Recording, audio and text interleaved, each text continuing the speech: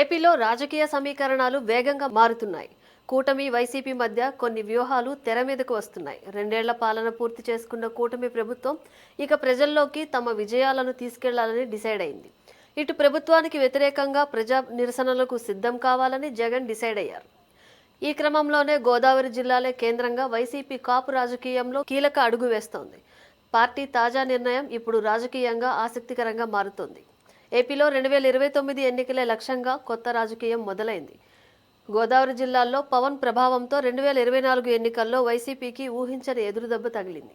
కాపు సామాజిక వర్గంలో మెజార్టీ ఓటర్లు కూటమికే మద్దతు ప్రకటించారు. ఇక ఇప్పుడు ప్రభుత్వం ఏర్పడిన 2 ఏళ్ల తర్వాత వైసీపీ కొత్త వ్యూహం మొదలుపెట్టింది. కాపు వర్గానికి దగ్గర అయ్యేందుకు వారితో మమేకం అయ్యేలా వ్యూహాలు సిద్ధం చేస్తోంది. తాజాగా పార్టీలోని కాపు ముఖ్య నేతలు తోట త్రిమూర్తులు, అంబటి రాంబాబు, కన్నబాబుతో సహా మరికొందరు ఇతర నేతలతో మాజీ సీఎం జగన్ సమావేశమయ్యారు. తాజాగా గోదావరి జిల్లాల్లో మారుతున్న లెక్కలు, క్షేత్రస్థాయి సమాచారం పైన చర్చ జరిగింది.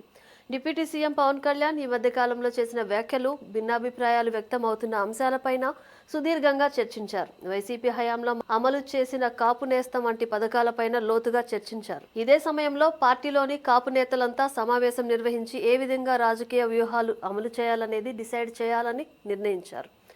అందులో భాగంగా ఈ నెల 21వ తేదీన మాజీ మంత్రి, ప్రస్తుత ఎమ్మెల్సీ తోట త్రిమూర్తులు రామచంద్రాపురంలోని తన నివాసంలో ఏర్పాటు చేసిన లంచ్ మీటింగ్కు రావాలంటూ వ్యక్తిగతంగా అందరికీ ఫోన్ చేసి ఆహ్వానిస్తున్నారు. ఈ సమావేశంలో 2 ఏళ్ల కూటమి ప్రభుత్వం పైన కాపు సామాజిక వర్గంలో వ్యక్తం అవుతున్న అభిప్రాయాలు, తాము నిర్వహించాల్సిన పాత్ర, భవిష్యత్ ప్రణాళికలపైన ఒక నిర్ణయానికి రానున్నారు. ఆ తర్వాత గుంటూరు కేంద్రంగా మరో సమావేశం ఏర్పాటు చేయాలని భావిస్తున్నారు.